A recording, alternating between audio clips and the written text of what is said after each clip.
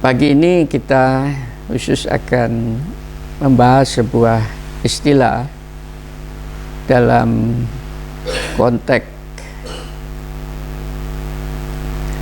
keislaman yang perlu dipahami oleh siapapun yang ingin mengenal Islam dengan benar, secara kafah, secara terintegrasi, luas, menyatu, ya, tidak sepotong-potong. Dan istilah ini sangat spesifik, khusus, memerlukan sebuah penguraian yang relatif luas, ya. Itu tolong ini salah satu diantaranya adalah pemahaman Islam. Apa itu Islam? What is Islam? Ya, apa itu pemahaman Islam? Karena kalau ini tidak ditempatkan secara profesional, betul-betul profesional dengan proporsional, kita agak beda, ya. Kalau profesional itu menyangkut kepada kelayakannya itu. Kalau proporsi itu hanya penempatannya saja, ya. Itu sering salah di dalam pengejawatahan berikutnya, ya. Ini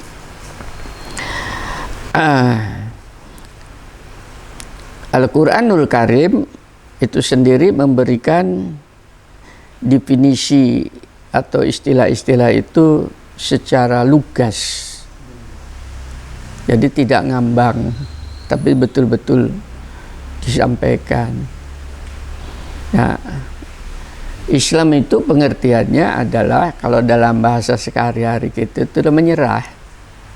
Ya, orang yang sudah Islam itu artinya orang yang menyerah.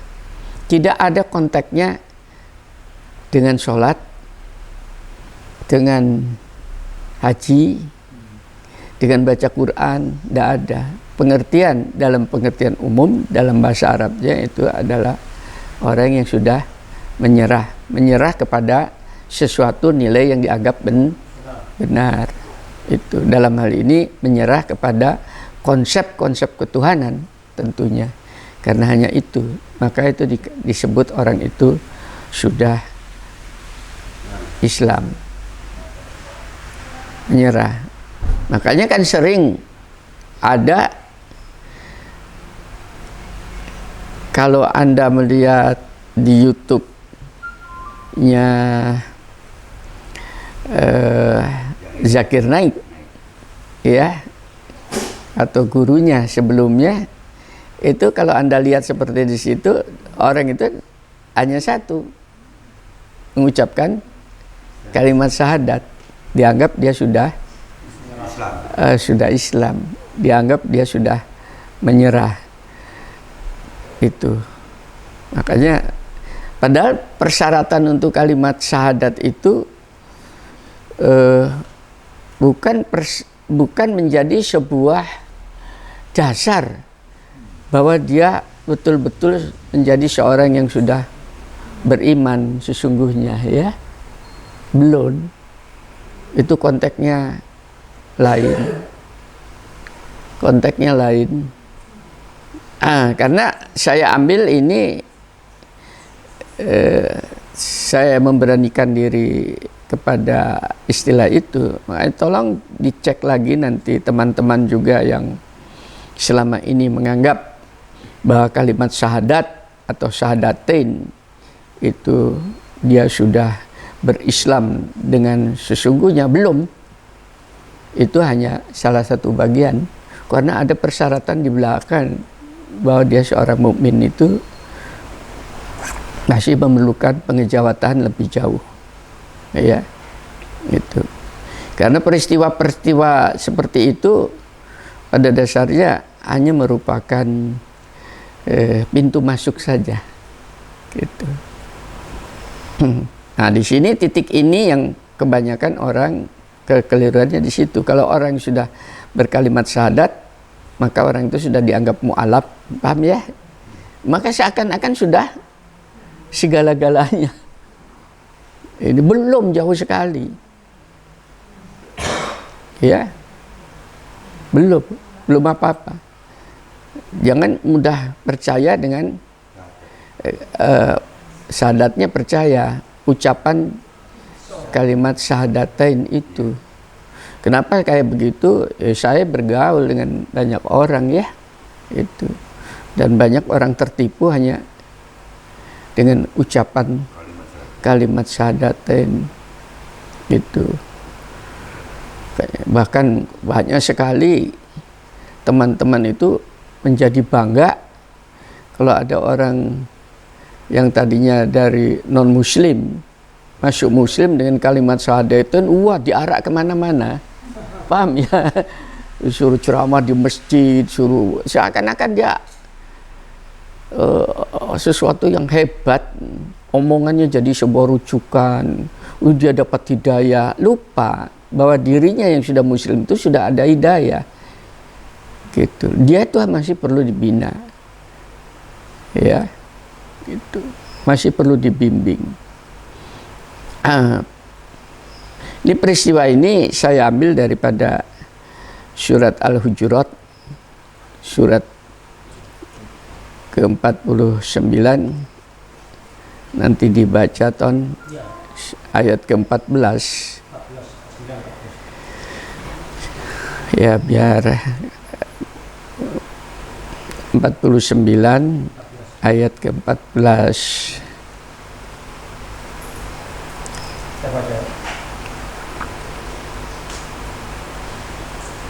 Orang-orang Arab Badui berkata, kami telah beriman.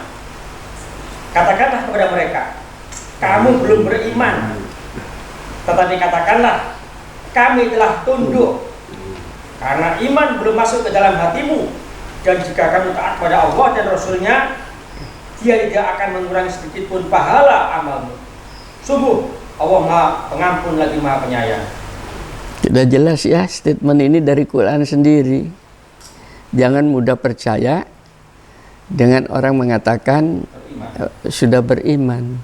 Itu ya, mungkin dia baru menyerah, mengucapkan kalimat syahadat, belum, masih ada proses untuk betul-betul menjadi seorang yang beriman tadi. Nah, prosesnya melalui apa tadi? Dalam pembinaan, karena peristiwa konteksnya ini adalah orang Arab Badui.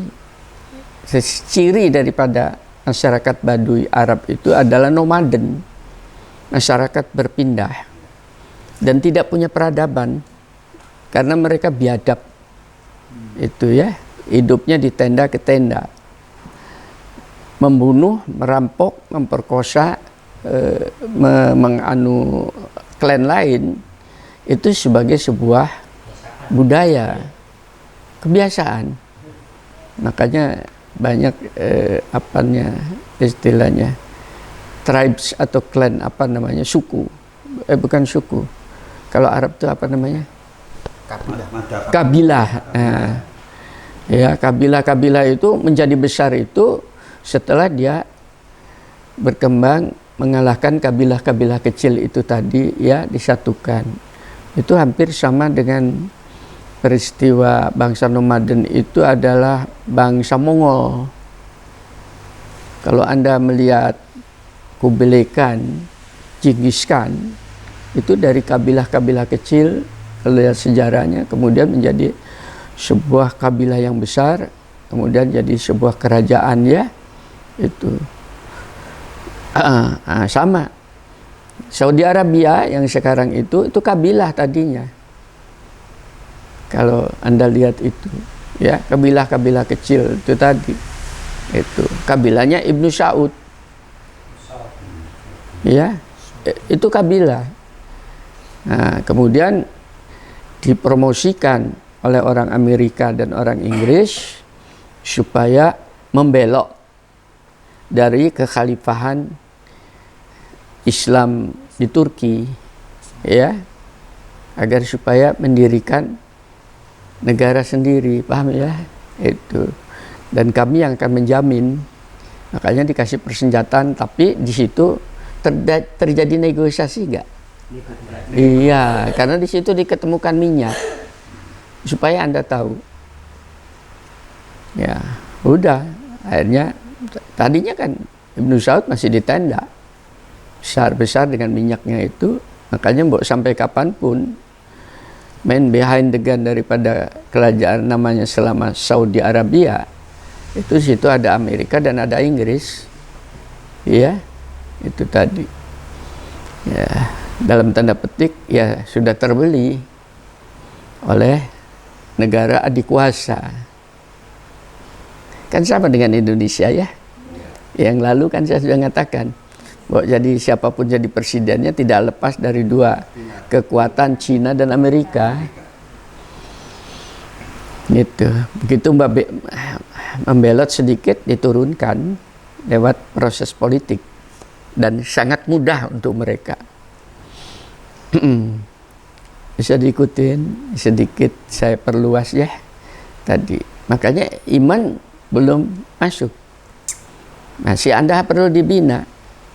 Sekarang pertanyaan saya, ia mengatakan mengucapkan kalimat syahadat, masuk sebagai seorang muslim, kemudian mengucapkan kalimat syahadat, siapa yang membina setelah itu? Tidak ada. Ya sudah, dia cari-cari sendiri, kembali kepada habitnya. Iya, minum tetap minum, ya, ke klub malam ya tetap ke klub malam. Itu. Loh, saya sudah muslim, sudah kalimat syahadat. Itunya, tapi dia sebagai seorang yang namanya beriman belum. Paham ya? Itu memerlukan, itu tangga pertama ya, baru harus naik kepada tangga kedua.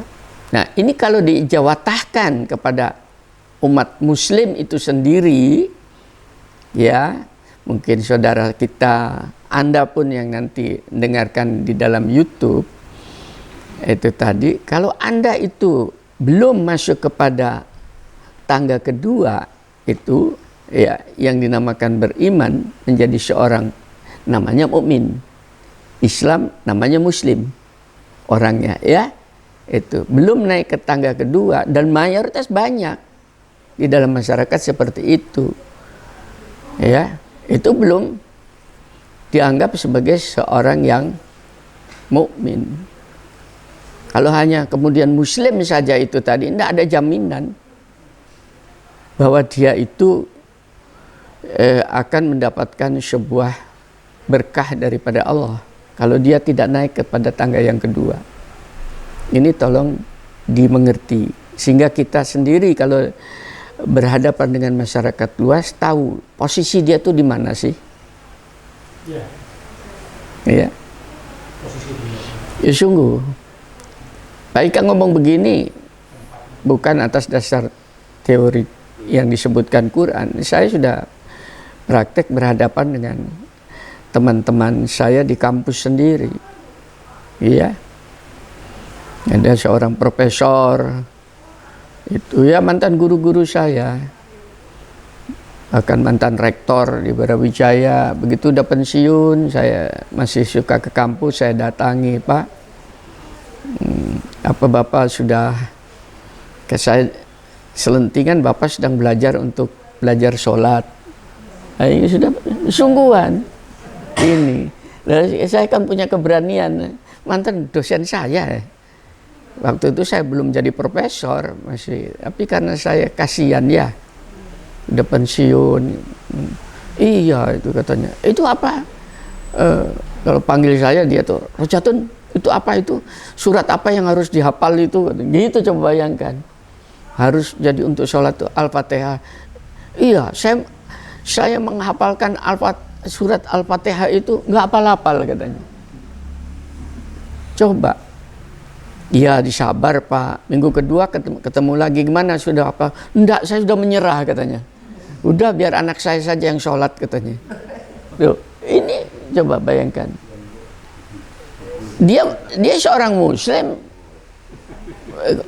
Muslim pada waktu karena orang tuanya Muslim bisa diikutin. Jadi tidak segampang itu.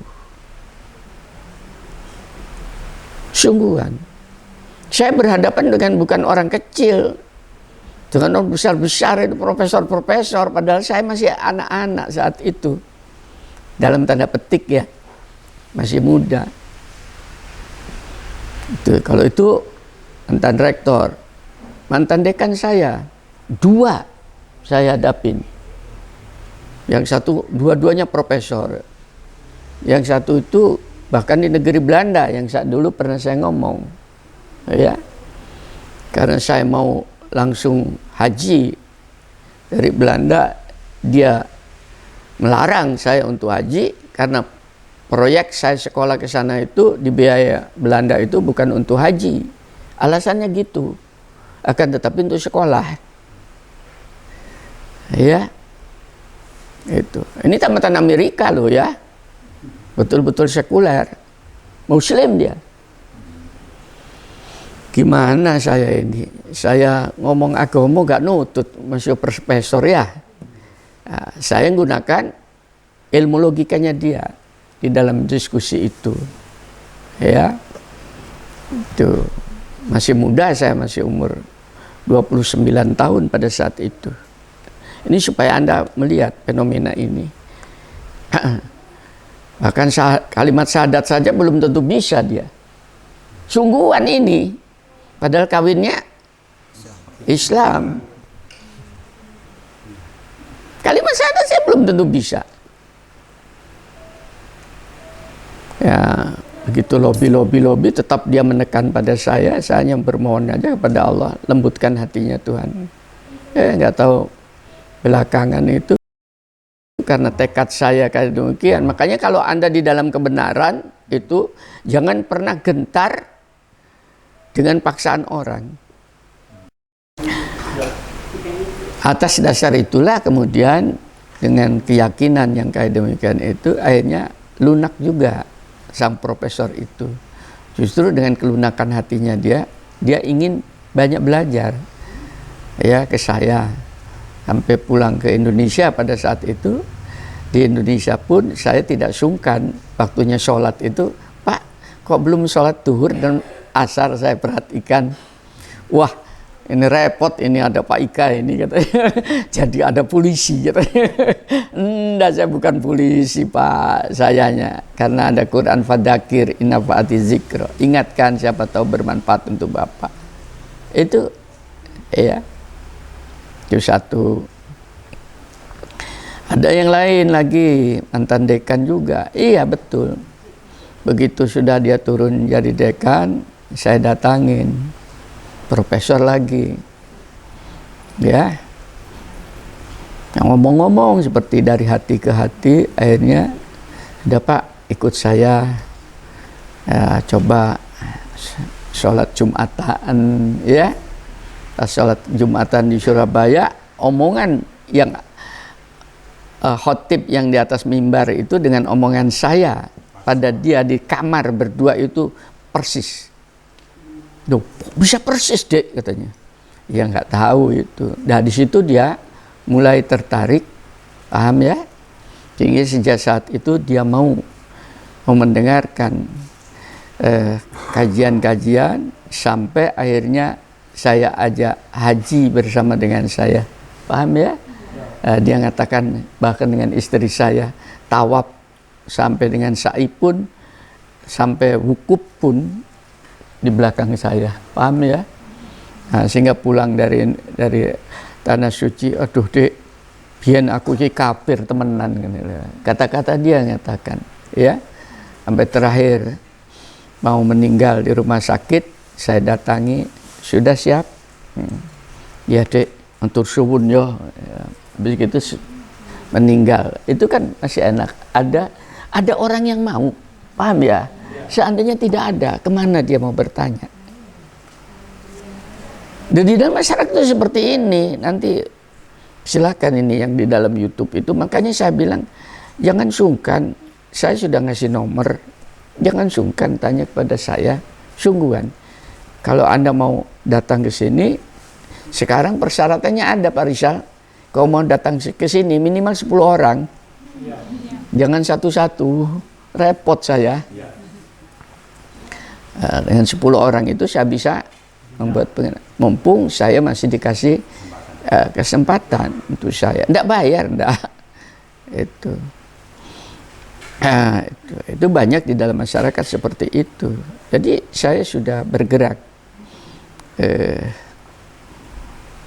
Ada lagi gitu, saya datangi, dia Muslim, dia mantan PR1, akan dekan saya, bos saya, satu bekas dosen saya juga sama di kampus ini, kampus Brawijaya nih, baru satu sampel ya di Fakultas Pertanian ini, belum fakultas lain, belum universitas lain.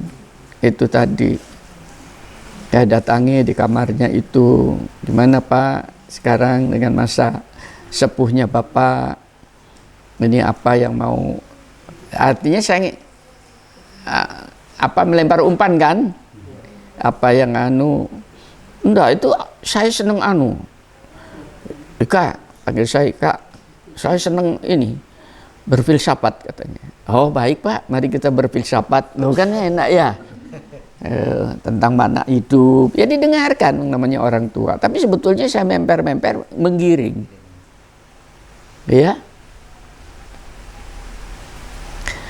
Ada lagi mantan dekan juga, begitu turun saya datangi ke rumahnya, dia periode berikutnya tidak bisa jadi dekan karena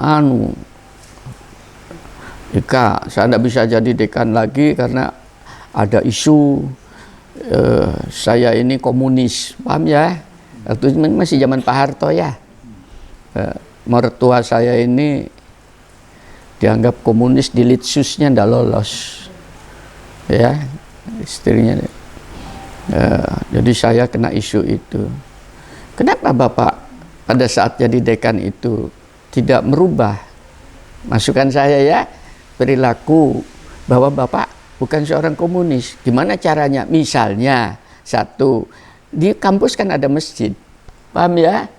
Ya Jumatan di situ, ya walaupun motivasinya apa-apa kan, yang penting datang dulu Jumatan di situ. Syukur-syukur Bapak bisa memberikan ceramah. Loh kenapa kamu baru bilang sekarang, katanya ke saya gitu. Kok enggak dari dulu-dulu? Lain Pak, saya ini ikhlas. Kalau dulu waktu Bapak menjabat saya bilang, itu khawatir saya dianggap punya motivasi tertentu. Sungguhan ini. Ya. Ada lagi mungkin supaya, makanya ini Pak Budi, Anton yang ada di kampus, Tri itu, Pak Heri ya, jangan sungkan untuk ngajak orang itu. Ini kebenaran, jangan ewu pakai ewu, enggak, kasihan. Itu ada salah seorang saya datangi karena dia ingin jadi ketua jurusan ya, adik kelas saya. Jadi, saya bilang, saya dukung kamu jadi kajur dan insya Allah kamu jadi, tapi ada persyaratan. Jadi, apa itu Pak Ika? Mau nggak kalau Jumat itu di sebelah itu kan ada masjid di kantor saya, ya. Kalau Jumatan datang ke situ mendengarkan Jumatan. Perkara dia sholat atau tidak di rumahnya urusan lain, paham ya? Tapi dia nunjukkan di diri itu tadi, kan akan dipenetrasi oleh Tuhan. Itu cara saya membimbing orang. Ya, saya siap. Sudah benar. Oke. Sehingga saya tidak salah memilih Anda sebagai pimpinan karena seorang yang muslim yang sudah mukmin. Paham ya? Caranya seperti itu. Akhirnya benar. Sampai terakhir itu dia sudah boleh kata lumpuh ya. Semua itu proses ya. Itu Bu, jadi yang dinamakan berislam itu belum kafah, itu baru kulit luarnya ya. Makanya udhulu fisilmi kafah itu di situ. Masuk secara total, paripurna, jangan hanya angguk-angguk di luar. Totalitas itu.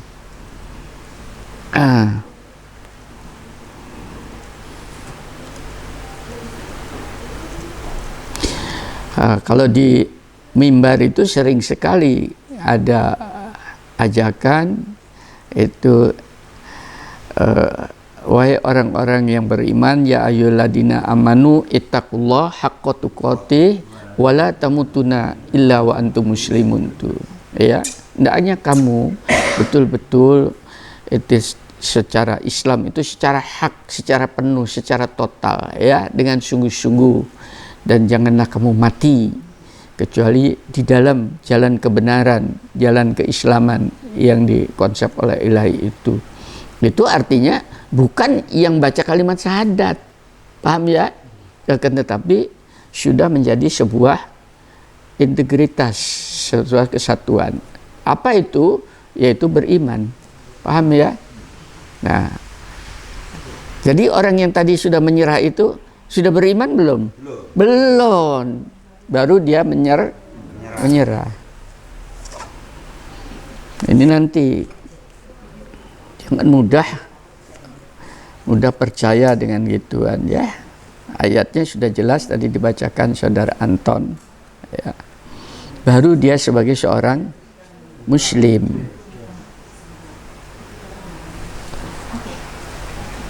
Baru seorang Muslim. Nah, kalau sudah masuk menjadi seorang Muslim, menyerah, supaya naik grade-nya, kualitasnya, maka dia harus menjadi seorang yang mukmin, orang yang beriman.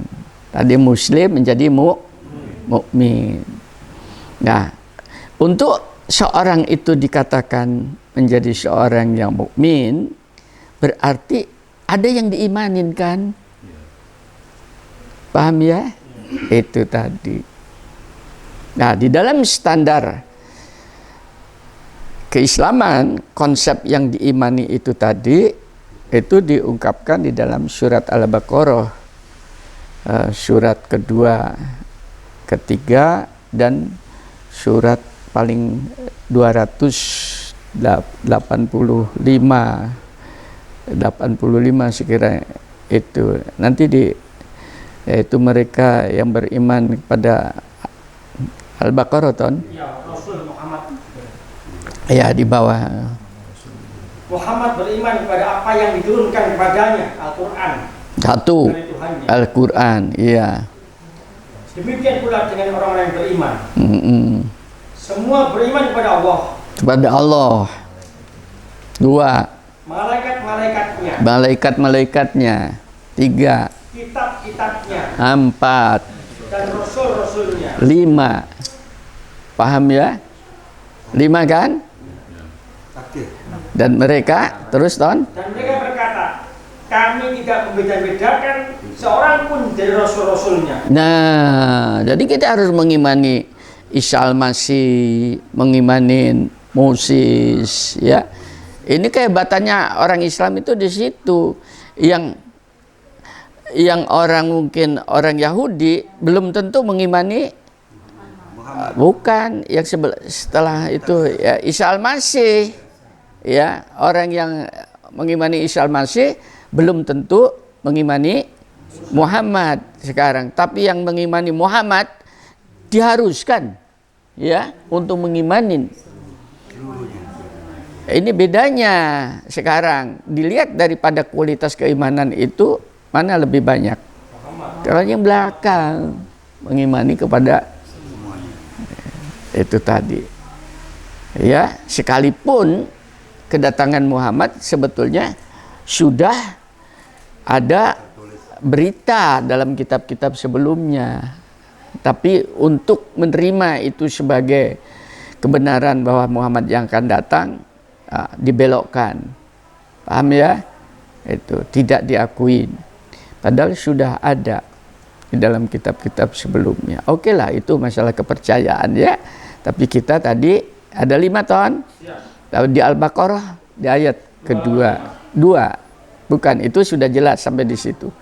Ayat kedua kalau tidak salah. Al-Baqarah. Iya, 2. Alif Lam Mim. Mim.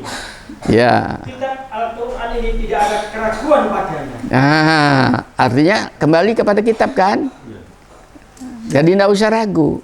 Ini ada sumber informasi. Terus Petunjuk bagi mereka yang bertakwa. untuk meningkatkan dari beriman menjadi bertakwa, kan beriman dulu. Ngimani kitabnya, baru dia akan naik ke tingkat di atasnya, yaitu Nanti saya uraikan terus.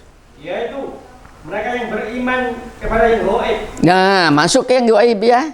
Tadi terus. Melaksanakan sholat. Yang dinamakan beriman itu melaksanakan sholat. Terus. Dan menginfakkan sebagian rezeki yang kami berikan kepada mereka. Nah, terus. Dan mereka yang beriman kepada Al-Quran yang diturunkan kepada Muhammad. Ya. Dan kitab-kitab yang telah diturunkan sebelum engkau. Pengulangan. Dan mereka yakin akan adanya akhirat. Mereka itulah yang mendapatkan petunjuk dari Tuhannya, dan mereka itulah orang-orang yang beruntung. Hanya itu kriterianya, sederhana. Keimanan itu sudah ditunjukkan di situ. Ya, sekarang orang yang baru tadi itu menyerah, belum tentu dia beriman. Nyatanya apa? Nyata banyak masyarakat muslim yang dari awal sudah sebagai seorang muslim, tapi perintah yang tadi itu, salah satu diantaranya, mendirikan sholat. Yang lalu sudah saya katakan, mendirikan sholat itu bukan sebuah kewajiban, akan tetapi itu sebuah media, kehormatan, ya, sarana, agar supaya kita itu bisa mendapatkan informasi, pengetahuan lebih jauh daripada apa yang kita punyai saat ini. Itu sebetulnya termasuk menginfakkan. Makanya ini teman-teman tuh saya latih. Ini ditaruh di sini. Bukan saya cari uang. Nanti saya katakan untuk apa ini gunanya. Nanti saya masuk ini. Ya. Dan kalau sudah kayak begitu itu jangan kemudian berhenti. Menjadi sebuah yang dinamakan istiqomah. Ya. Ini kalau saya kembalikan kepada ayat, orang yang sudah mati itu ingin kembali ke dunia. Ditanya untuk apa? Saya untuk infak. Itu saja, karena kekayaan saya banyak. Paham ya? Perintahnya kan itu ya. Itu apa namanya itu? Petunjuk. Saya tidak mengatakan perintah, tapi petunjuk ya. Kalau katakan, tapi ya perintah juga wajar orang Tuhan kok yang. Tapi lebih baik petunjuk mungkin ya. Petunjuknya seperti itu.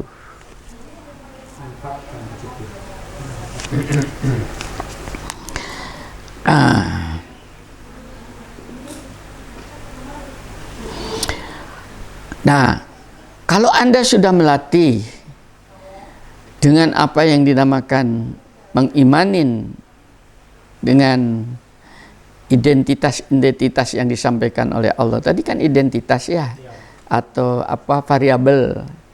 Ini susah. Orang-orang yang di YouTube nggak ngerti istilah-istilah ternyata. Sungguhan, saya itu susah ya, kasih nomor HP saya. Udah silakan Anda nelpon. Banyak yang nggak berani. Nelpon saja nggak berani itu loh. Sungkan gitu.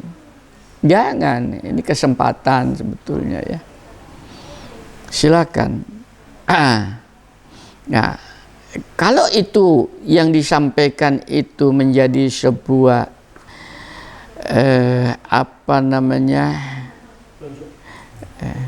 kalau makanan itu makanan ya supaya kita kenyang kan menunya itu.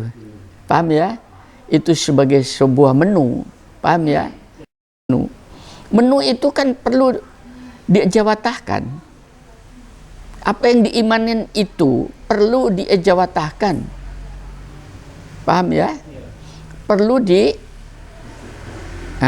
diwujudkan. Perlu dibuktikan. Makanya jangan sungkan. Kita suruh ngimanin Tuhan. Boleh Anda bertanya, sebetulnya engkau itu siapa Tuhan? Boleh.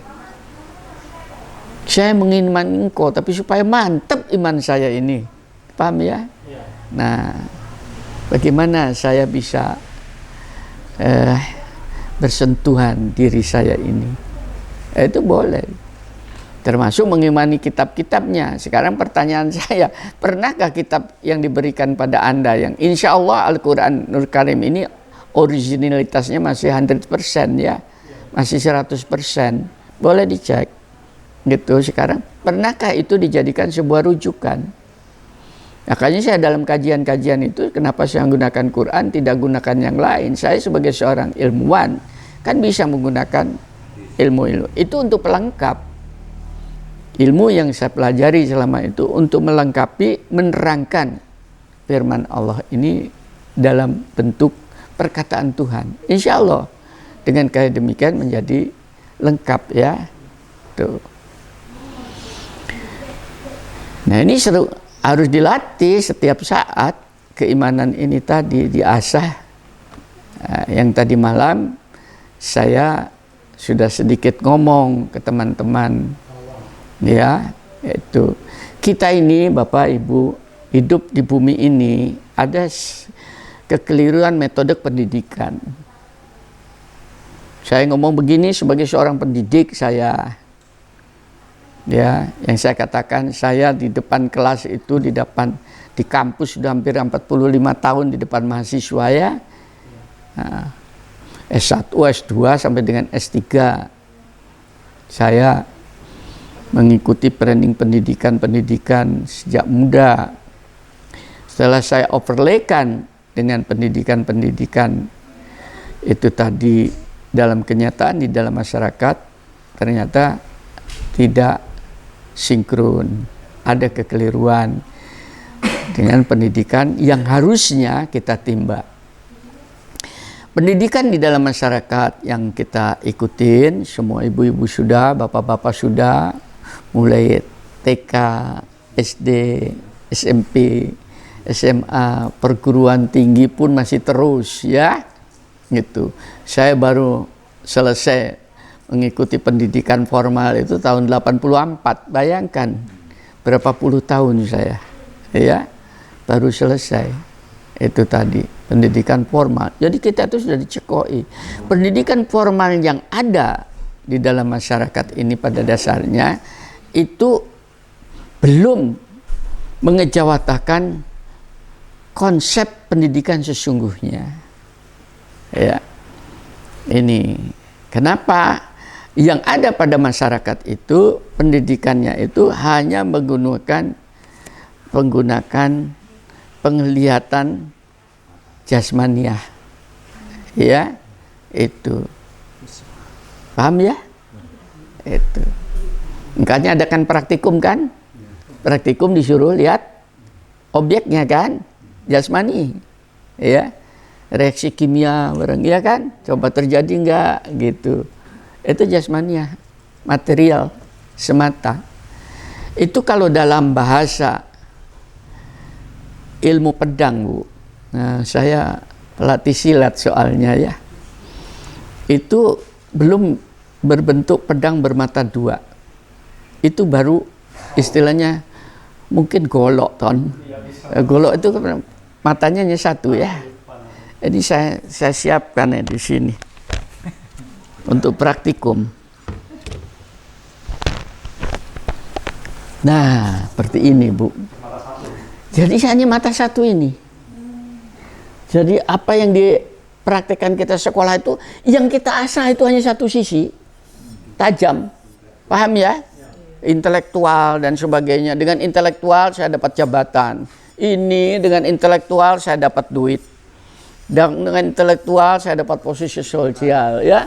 Dengan intelektual saya menjadi pejabat dan sebagainya. Kan ini yang diasah. Loh, ini terus-terusan diasah itu. Lalu kapan mengasah yang sebelahnya? Tumpul terus. Ya. Padahal yang dinamakan ilmu pengetahuan itu begitu luas. Tidak bisa.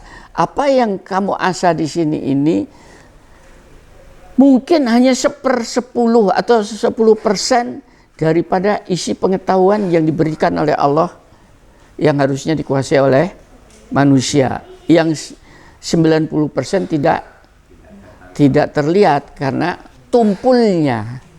Paham ya? Padahal kalau ilmu yang namanya ilmu pedang seperti ini, Bu, sudah siapkan. Ini kan praktikum namanya. Pedang bermata dua itu seperti ini, Bu. Di sini tajam, di sini tajam. Iya, itu tadi. Dua-duanya harus diasah. Itu tadi. Nah, kalau sudah diasah dua-duanya kanan dan kiri ini, coba dibandingkan dengan mata satu, lebih menang mana? Mata dua. Mata satu luput ini pas-pasannya sakit. Ini gak kena iki ini. Bisa bermain, ya. Ini namanya pedang bermata dua. Itu tadi. Ini kita hanya ngasah satu. Nah, sekarang ini untuk menjadi seorang yang beriman dengan standar siapa yang dikatakan iman itu, ini buka ton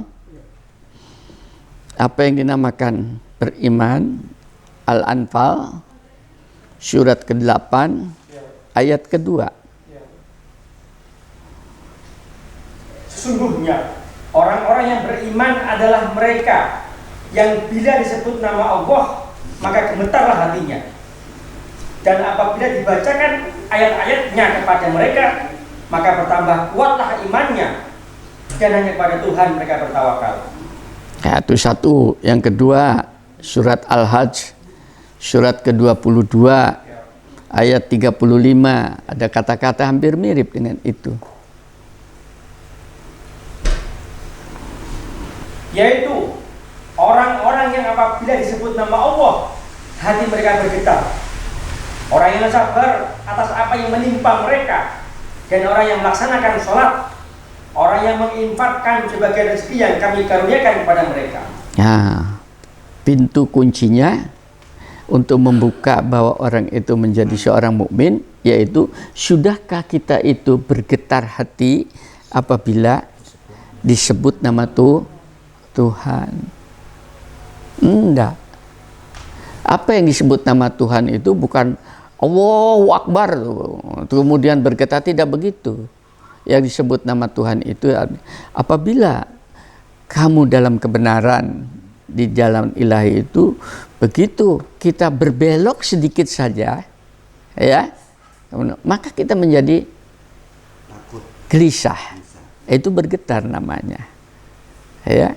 Bukan berarti kita takut, tapi kita sungkan, paham ya, untuk berbuat maksiat dan dosa. Ini sebuah proses.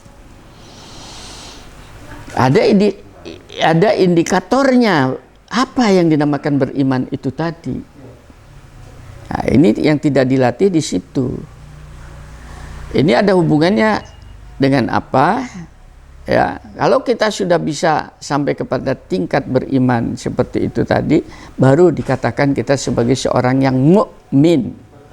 Muslim mukmin. Kan belum ya?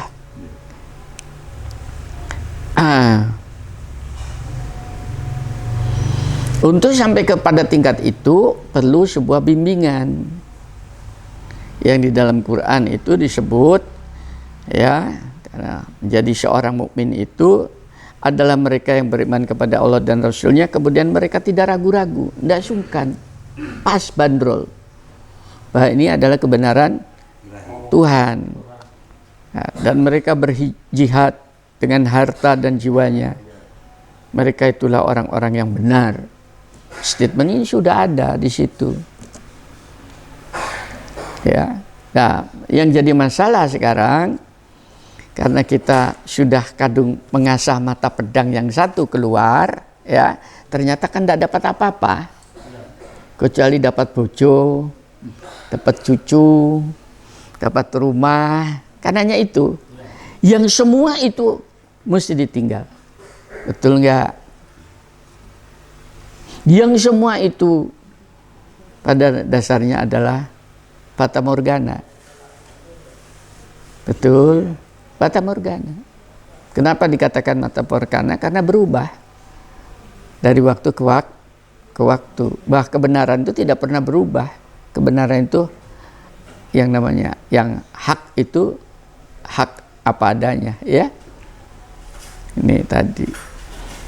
Maka setua kita, ini saya lihat bapak-bapak, ibu-ibu sudah tua, ya. Maka yang harus diasah adalah sekarang bukan yang keluar, akan tetapi yang ke dalam. Apa saja yang diasahnya? Satu, pengetahuan yang sudah diasah.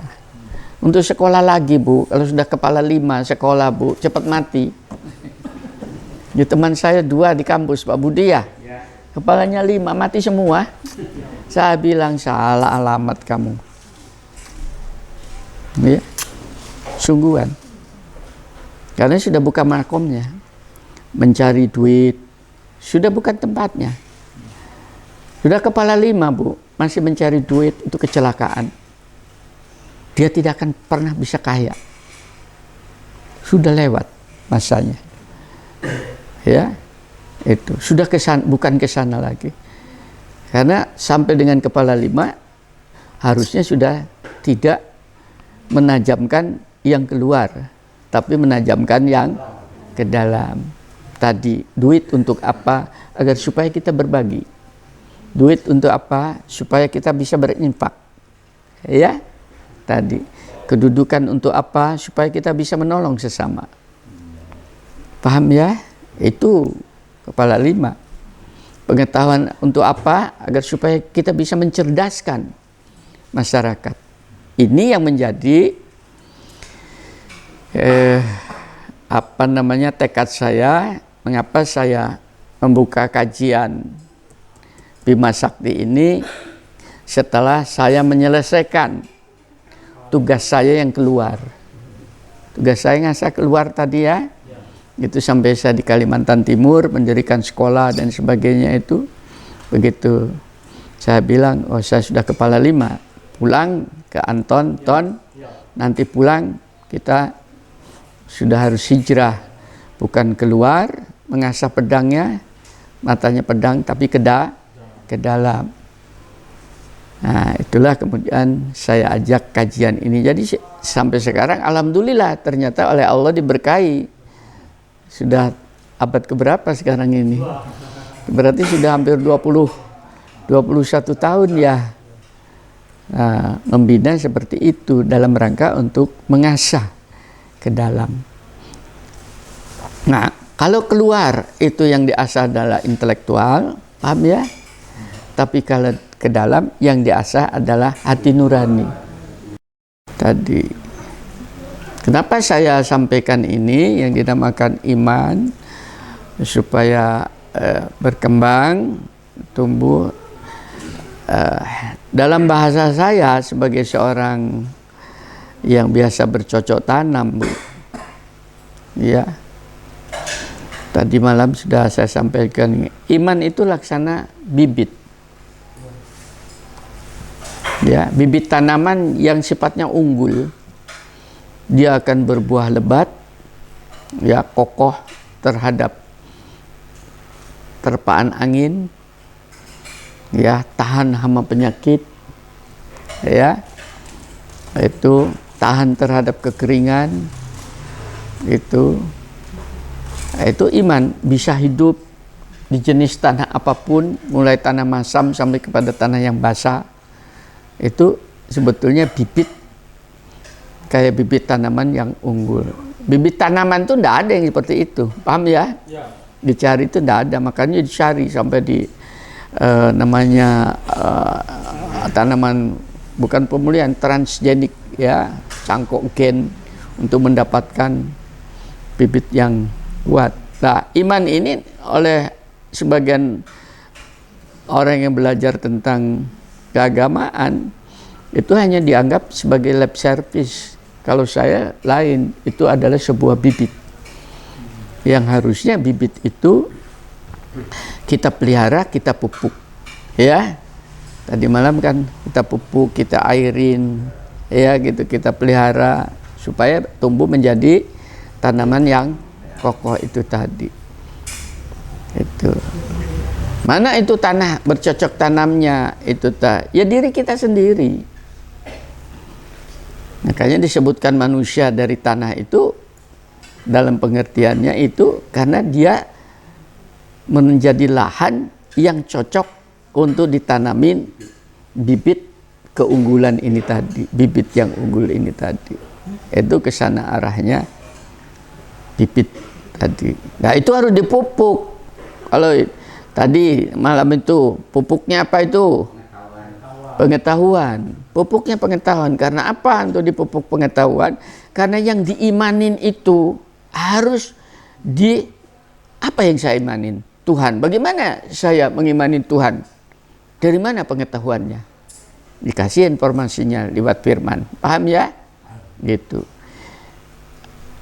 Saya mengimani tentang kehidupan yang gaib, kemudian akhirat. Setelah keduniaan itu ada hidup akhirat itu tadi. Ya, saya imanin. Nah, diimaninya itu bukan ya sudah kehidupan akhirat ada, tapi betul-betul harus diriset. Dalam pengertian itu diobjektifkan bahwa kehidupan akhirat itu seperti apa yang disebutkan di dalam Quran. Kehidupan akhirat itu, ini pun mereka yang lewat YouTube, hanya 2. Ya. Yaitu mereka yang bisa kembali kepada Allah dan mereka yang diseleksi, yang dibuang dari sisi Allah karena tidak layak. Karena waktu tanamannya itu waktu tidak tumbuh di atas muka bumi, maka dia tidak berbuah. Buahnya ini nanti kelayakan kita hidup di akhirat. Lah, dalam bahasa firman, layak ketemu dengan Quran itu yang dinamakan surga. Paham ya? Surga seisinya. Tapi yang tidak layak dibuang oleh Allah itu namanya neraka atau jahanam. Paham ya? Jadi pada dasarnya Anda masuk neraka atau masuk surga itu tergantung sejauh mana kita ya berjuang dan berusaha di atas muka bumi ini ya untuk bercocok tanam yang dinamakan bibit keimanan itu tadi. Bisa berbuah atau tidak? Dua-dua sifat baik kan itu jahanam maupun surga di dunia ini sudah ada rasanya, Bu. Sudah bisa dirasakan, kehadiran sudah ada. Sehingga kita tidak usah cari-cari lagi. Misalnya dalam surga itu adalah isinya terdiri daripada sungai-sungai. Paham ya? Di bawahnya sungai-sungai mengalir. Sudah ada di bumi. Supaya kita bisa mengingat ternyata sungai ini memberi kehidupan. Ya. Bahwa di dalam surga itu maka cuacanya sejuk. Tidak panas dan tidak dingin. Di bumi sudah ada.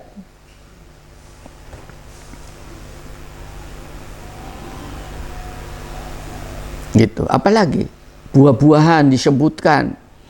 Di sana itu ada pisang yang bersusun-susun. Ya, itu anggur dan sebagainya sudah disebutkan. Anggur saja bermacam-macam. Oleh karena itu kalau Anda ingin merasakan surga, rasakan rasa surga di dunia dulu. Ini doanya Rasul, kata baiti jannat itu di situ. Rasakan. Kalau Anda belum bisa merasakan hidup di dunia itu rasa surga, ya sudah, berarti pilihan Anda kepada yang satunya. Rasa di dalam neraka itu sana disebutkan di situ tuh panas. Paham ya? Yang panasnya itu bukan derajat Celcius lagi. Jebol itu. Ya. Nah, itu tadi. Bahan bakunya itu manusia dan batu. Ya. Sekarang belum dinyalakan oleh Allah. Kenapa? Karena bahan batunya belum ada. Tunggu manusia nanti setelah kiamat. Nah, sekarang masalahnya apa kita mau jadi bahan batu? Bahan bakunya itu Oleh karena itu kenapa kita dikasih panas sekarang itu, pegang panas, coba dirasakan, kan tidak enak, ya, diberitahu. Kenapa kita harus mengejar yang begituan? Kenapa harus sembrono? Dan ini yang menyebabkan bergetar hatinya.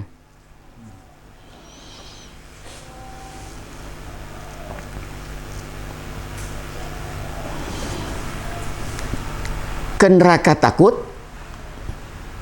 ya, karena tidak akan kuat dan tidak layak. Ke surga itu bukan punya keinginan, tapi kelayakannya apa ya, paham ya? In between gitu ya. Ini yang dinamakan bukan ragu-ragu, tapi ini yang menyebabkan bergetar, itu harap-harap cemas, ya. Itu.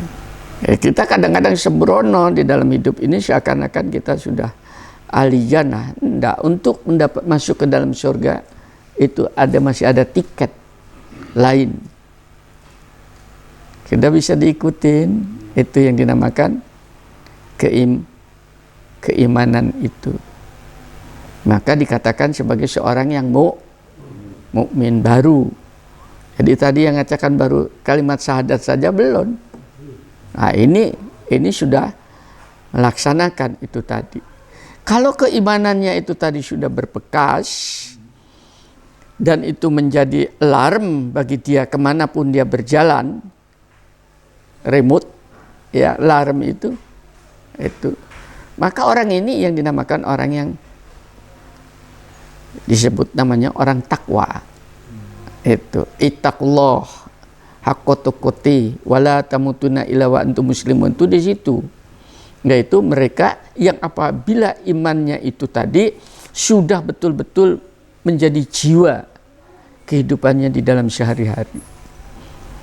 Itu satu contoh, misalnya ini uang milik negara, nggak ada orang yang lihat, ya, dia ambil, dia embat, nggak ada orang yang lihat.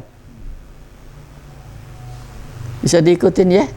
Akan tetapi karena imannya kepada ilahi itu tadi begitu kuat, bahwa yang melihat itu adalah, tidak usah Allah, ngapain Allah melihat dirinya sendiri, karena langsung terekam dalam catatnya diri dia, tidak mau itu.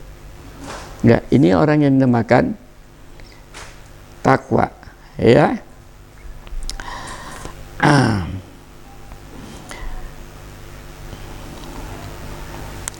Makanya di dalam surat Al-A'raf, saya baca saja ayat 201,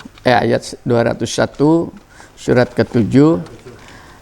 Sesungguhnya orang-orang yang bertakwa adalah mereka apabila dibayangi pikiran-pikiran jahat, ya, berbuat kesalahan, dosa, karena bisikan-bisikan setan, ya, mereka segera ingat pada Allah, maka ketika itu juga mereka akan bisa melihat kesalahan-kesalahan. Enggan dia. Berarti kesadarannya tinggi. Nah, sekarang kalau saya kembalikan kepada kondisi umat Islam mayoritas, tidak usah jauh-jauh lah di Indonesia, ya. Tadi kan belum sampai ke tingkat ini. Ya. Buktinya terjadi KPK itu tangkap tangan, ya. Malu sekali ketangkap tangan di warung, tangkap tangan di hotel, ya. Tangkap tangan itu. Lalu di mana? Dan itu haji semua itu. Haji yang bisa begitu kan mesti berangkat haji. Mungkin umroh tiap tahun itu ton. Kayaknya hati-hati Anton umroh terus, hati-hati ton. Ujiannya juga berat ini. Iya. Makin naik setannya. Makin besar. Iya, bukan tuyul ton. Rajanya setan, iblis mudun. Ya, nah itu. Nah, ketakwaan itu tadi harus terbawa kemana-mana. Gak ada yang lihat, sudahlah. Secara syariat mungkin tidak ada yang lihat, tidak ada saksi, paham ya? Karena secara syariat, hukum syariat itu kalau ada saksi, paham? Nggak ada saksi. Tapi ketakwaan lain. Saksinya adalah nggak usah Allah, dirinya sendiri. Itu namanya mengasah ke dalam.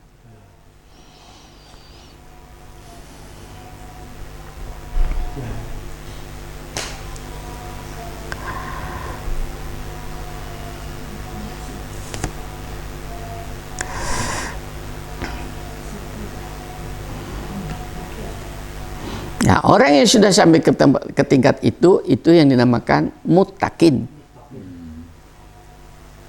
Tadi kan?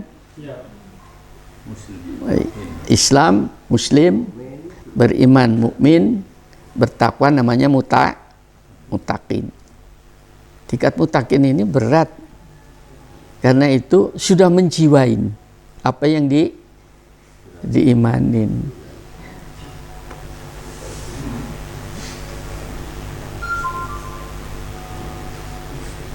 Ini mau latihan ginian ya, ya teman Pak, latihan gini gimana? Daripada tadi profesor-profesor yang saya ngomongkan, nggak ada yang berani memberitahu di mereka. Itu namanya sudah profesor semua, iya kan? Mantan bos-bos, siapa yang memberitahu? Ya, sementara sejak kecil sampai setua itu tadi, dia hanya keluar, ke dalam tidak pernah diasah. Kan kecelakaan dia, padahal dia harus kembali.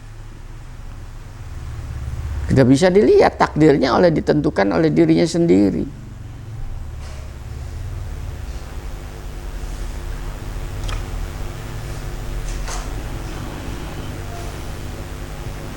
Sudah? Kalau kita sudah beriman, kemudian iman itu sudah bergetar di dalam rongga dada dan menjadi sudah menjiwai perilaku kita, pikiran kita. Tadi kan berpikir ya, itu dalam keseharian itu tadi. Nah, kalau kemudian dia berbuat, ya, tadi kan bibit ditanam, bibit tumbuh, paham ya? Karena keimanan disiramin dengan air pengetahuan, kemudian dipupuk. Pupuknya apa tadi malam? Pengetahuan ya. Diairi. Airnya itu apa tadi? Bukan. Airnya itu apa? Air itu yang bisa menghidupkan. Ya rohani kita sendiri. Dia mengalir. Tidak pernah kering. Paham ya? Kalau air sungai bisa kering. Air PDAM saja jam sekian tidak keluar. Betul enggak? Tapi yang namanya air kerohanian tidak pernah kering, dia mengalir terus.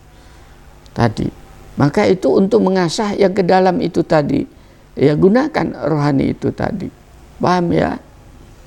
Tanaman tadi sudah dipupuk, sudah dikasih air, dia harus dikasih sinar kan, supaya bisa berfotosintesis, ya, sehingga dia berbuah. Kalau sinarnya tanaman adalah sinar matahari. Kalau sinarnya kerohanian adalah sinar ilahi. Maka minta kepada Tuhan itu agar supaya sinar ilahi yang ada pada diri kita itu tetap bersinar. Disebut dengan nurun ala nur. Cahaya di atas cahaya itu. Maka minta agar supaya cahaya yang engkau berikan, cahayamu yang kau tanamkan dalam diriku ini tetap menyinari lembah-lembah hati nuraniku, agar supaya tidak dalam kegelapan, agar supaya bibit iman itu bisa tumbuh, berkembang dan berbuah. Paham ya? Itu tadi harus dirawat. Nah, sekarang berbuah atau tidak daripada iman itu tadi, bibit kan tadi ya. Makanya nanti kalau pulang, oh ternyata iman itu kata Bapak Ika adalah bibit. Tanaman rohani. Di dalam ayat disebutkan di ayat lain, sesungguhnya mereka itu laksana pohon, ya, yang akarnya kokoh ke dalam bumi dan dahannya menjulang ke langit. Laswardi. Itu artinya bibit iman itu sudah tumbuh, ya. Dahannya menggapai kemana-mana, melindungi orang yang mau berteduh. Nah, ini gimana menanamkan itu? Nah, kalau sudah ketakwaan sudah ada dan tolong dipelihara itu tadi agar supaya bibit iman itu tadi tumbuh pesat, maka dia harus berbuah. Paham ya? Buah daripada seorang mukmin yang mutakin, ya, itu yang dinamakan amal-amal soleh. Amal soleh itu adalah sebuah buah. Seperti tadi ini contoh buah. Paham ya? Ini amal soleh. Kemarin saya nyuruh Pak Budi, tolong Pak Budi kalau ada orang Sidoarjo nelpon Pak Budi, jangan lupa bawa apa? Bandeng. Bukan, bandeng apa? Bareng bandeng lunak duri. Kan begitu ya? Nah, kalau dilihat daripada sisi luarnya, paham ya? Bandeng lunak duri. Tapi sisi dalamnya duri lunak. Duri lunak ini dari bandengnya. Oh, Pak Ika ini macam-macam duri. Itu kamu berarti kamu hanya terasa ini. Tapi dibalik daripada ini ada asahan lain ke sini. Ya. Kalau Anda ingin belajar tentang kerohanian seperti itu, untuk menajamkan itu, ngerti tak apa yang dimaksud dengan bandeng? Bukan bandeng asap, tapi bandeng lunak duri ya. Itu. Apa maksudnya itu? Ya kembali lagi, pada kita itu kan kasar, paham ya? Fisik kasar, jasmani kita kasar. Coba diperlembutkan sehingga hati kita menjadi lunak. Hanya itu, karena lunak, tanah itu lembut, tanah itu halus, tidak keras, itu yang bisa menumbuhkan yang dinamakan bibit iman. Latihannya seperti itu. Nanti bahasanya Bu, bahasa pendidikannya beda. Tadi malam soalnya Pak Budi ngotot, gimana ngajarkannya Pak Ika? Waduh, rada sulit Bu. Karena ini bukan kurikulum, tapi perbuatan, perilaku. Bahkan kadang-kadang tidak diberitahu maksudnya. Begitu tidak diberitahu maksudnya, kau udah lari karena tidak paham. Karena dia hanya menganas yang sininya tumpul.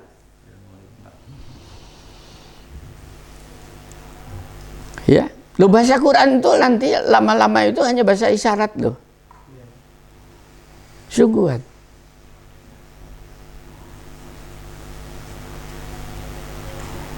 Nah, ini untuk menajamkan mata hati tadi, ya, ini namakan bibit tadi itu supaya tumbuh. Kalau sudah tumbuh baru dia bisa berbuah. Untuk menemukan berbuah itu juga tergantung Anda semua, apa mau tumbuh-tumbuhannya berbuah? Caranya gimana buahnya itu? Ya beramal soleh. Ya, makanya di dalam Al-Bayyinah yang tadi malam,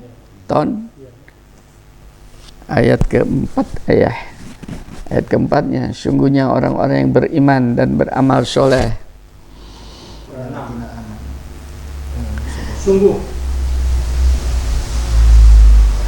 orang-orang yang beriman dan mengerjakan kebajikan, mereka itu adalah sebaik-baiknya makhluk. Terus Alasan mereka di sisi Tuhan mereka ialah surga Aden yang mengalir di bawahnya sungai-sungai. Mereka kekal di dalamnya selama-lamanya. ya sudah. Hanya itu kuncinya, yaitu beramal Diimanin apa yang diimanin tadi itu supaya berbuah menjadi amal soleh. Bagaimana caranya? Perlu praktikum, perlu latihan. Siapa yang mau membimbing?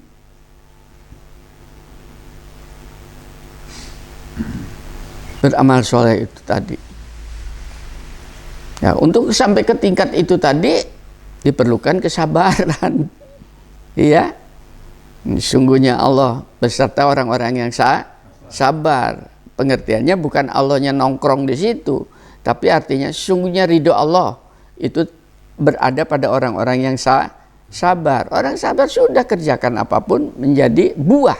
Hasil yang akan memanen siapa? Dirinya sendiri. Itu Qurannya begitu. Kamu sendiri yang akan memanen nanti buahnya itu. Dan untuk memanen buah kebajikan itu tempatnya adalah yang namanya surga Aden. Itu tempat panen raya, surga Aden. Ya. Ya usah ada kekhawatiran, sudah lakukan semua itu tadi.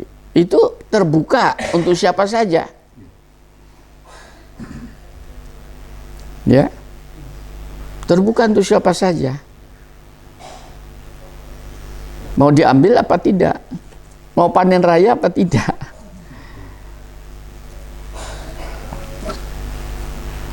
Nah, latihannya tadi yaitu bawa bandeng lunak duri. Duri lunak atau lunak duri. Itu baru satu sisi. Soalnya yang lalu itu teman saya itu tadinya sih dia tukang baca Qur'annya. Kalau waktu dulu saya SMA itu guru saya ngaji itu akhirnya dia dijadikan mantunya itu, dikasihnya oleh guru saya itu golok, Bu. Mana golok tadi? Pisau, bukan golok, pisau. Iki jogon ya, ini jagaan. Tapi pisaunya tidak ditunjukkan ke saya kemarin tuh. Tolong dijaga. Ya, karena perintahnya dijaga, Bu. Ya dijaga. Lu sungguhan dijaga. Pinjam orang nggak boleh. Karena saya disuruh guru saya. Nah, ini kan begitu ke saya lain. Kamu tahu maksudnya? Ya itu Pak Ika, nggak boleh saya anukan ke orang lain. Karena saya jadi jimat kan ya. Saya enggak, loh itu bahasa hati namanya. Paham ya? Itu penajaman ke dalam dan keluar. Kamu lihat keluarnya, yaitu menjaga pisaunya itu. Saya melihat ke dalamnya, yaitu pisau itu, pedang itu, Bu, kalau tidak diungkal, tajam enggak? Tumpul, harus ditajamkan setiap saat. Ya, gunting saja kalau tidak dianu kan tidak tajam. Pisau sama. Artinya apa? Kamu dikasih bahasa Ihsan oleh guru seperti itu tadi, direnungkan. Saya bilang, berarti kamu disuruh mengasah keluar dan ke dalam.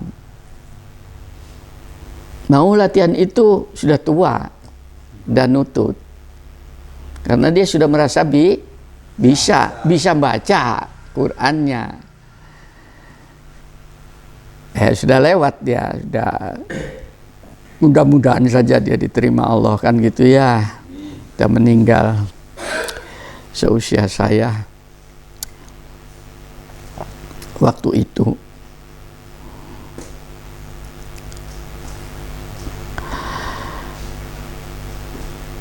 Nah, amal soleh tak? Betul. Bentuknya macam-macam.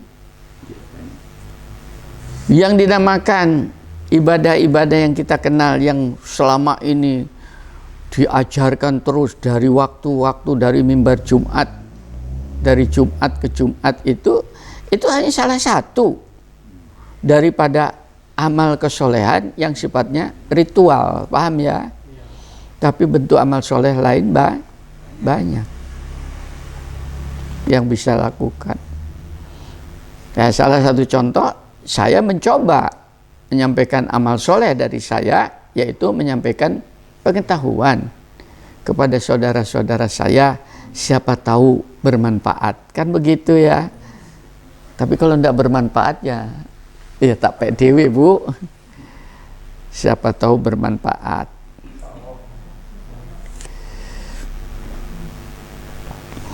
Nah, hanya orang ini yang dijamin oleh Allah tadi, ya.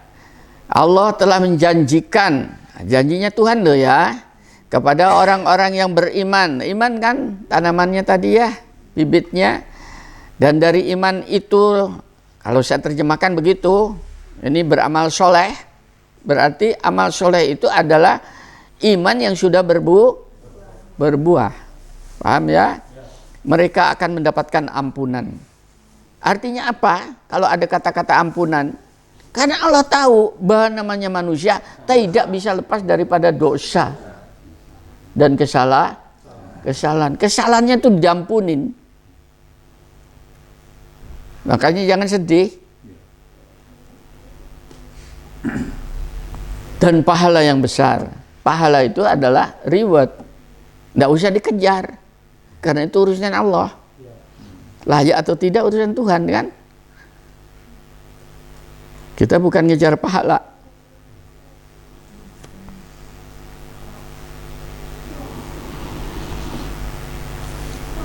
Nah, untuk menjadi betul-betul di dalam kesolehan itu tadi, kita tanaman tadi harus selalu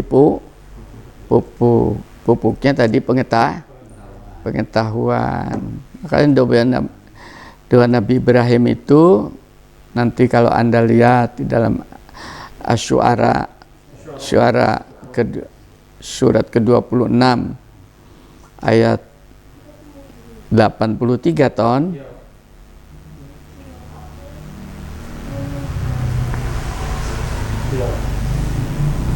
Ibrahim berdoa, ya Tuhanku, berikanlah kepadaku ilmu dan masukkanlah aku ke dalam golongan orang-orang yang soleh. Itu Nabi Ibrahim sudah dijamin surganya, tapi dia masih berdoa. Berarti doanya itu adalah tuntunan untuk kita sebagai umat kenabian ini tadi. Ikutin, minta setiap saat pengetahuan, ilmu pengetahuan, yaitu bagaimana agar supaya pedang bermata dua itu dua-duanya tajam.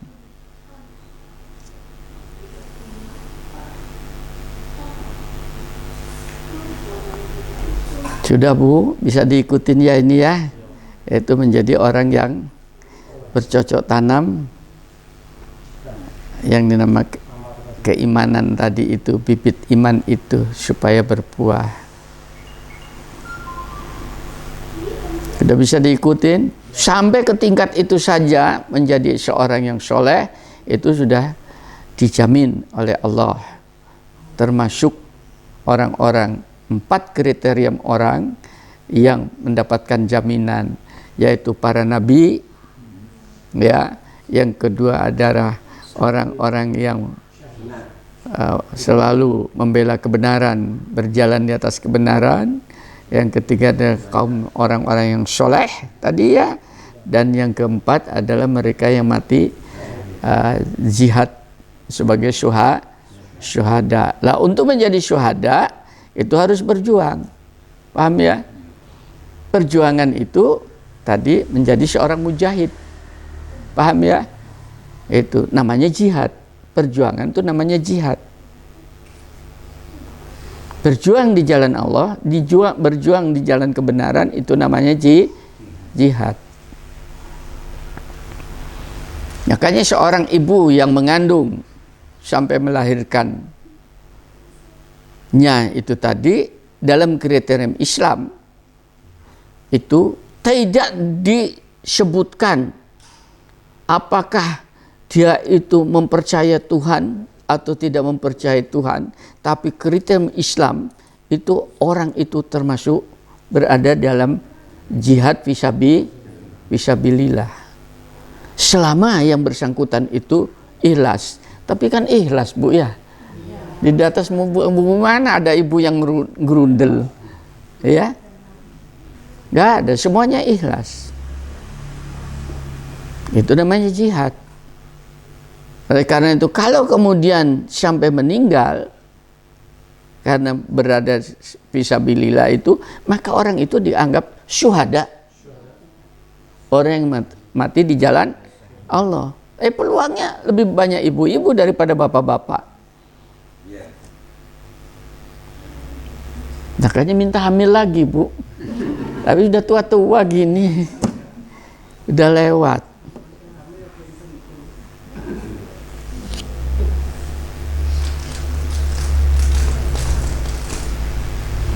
Ya, itu namanya jihad. Kenapa ini jihad sabilillah itu menjadi penting di dalam term atau terminologi keagamaan? Karena ada sebuah statement, sebuah kata-kata, sebuah firman dari Allah. Kalau Anda baca surat Ali Imran, surat ketiga, ayat 142, saya bacakan saja. Apakah kamu mengira bahwa kamu akan masuk surga? Oleh karena itu tidak ada jaminan itu tadi. Hanya dengan sholat tok tadi itu, apa kamu mengira kamu akan masuk surga? Dengan umroh ton berkali-kali, apakah enggak itu? Karena ada kata-kata padahal belum nyata bagi Allah. Bukan berarti Allah tidak tahu, tapi meminta bukti layak atau tidak itu supaya tidak dikomplain oleh yang lain. Orang-orang yang berjihad di antara kamu dan belum nyata orang-orang yang sabar. Jadi pada dasarnya jaminan masuk surga itu adalah pada perjuangannya itu. Nah, untuk berjuang itu memerlukan kesabaran.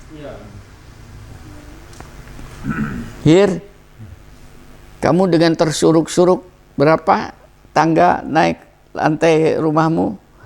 Lantai 5 ya? Naik turun lantai 5 dengan usia seusia saya. Sabar aja, nggak usah ngomel, ya.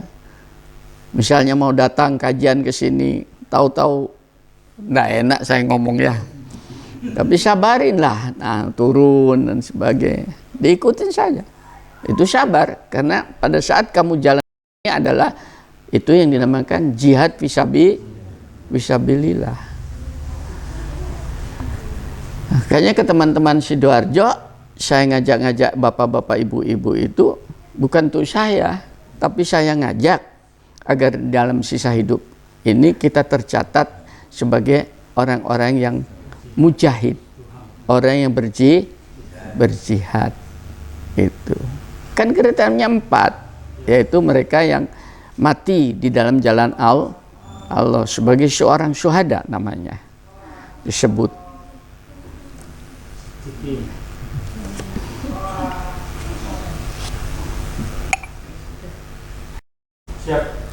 Kan istilah ini saya tempatkan supaya kita bisa mengukur diri, ya, bahwa baru seseorang itu dijamin oleh Allah pada tingkat yang tertinggi, yaitu namanya jihad.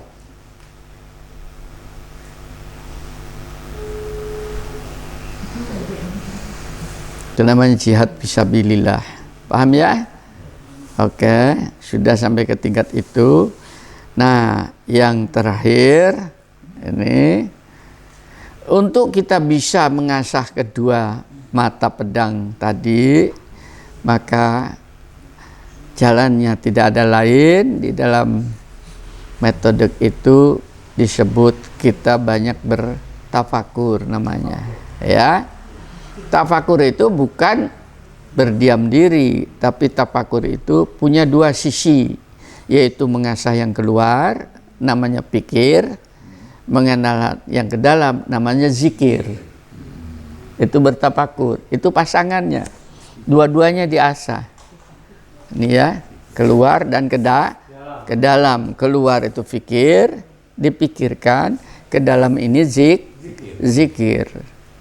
Hanya orang ini yang kemudian hatinya bisa lembut. Ya, kesimpulan ini saya ambil dari informasi Quran, yaitu di dalam surat Ali Imran ayat 3, 190 dan 191. Yang 190-nya dulu. Sesungguhnya dalam penciptaan langit dan bumi dan pergantian malam dan siang terdapat tanda-tanda kebesaran Allah bagi orang yang berakal. Sebentar, lah ini yang namanya pikir.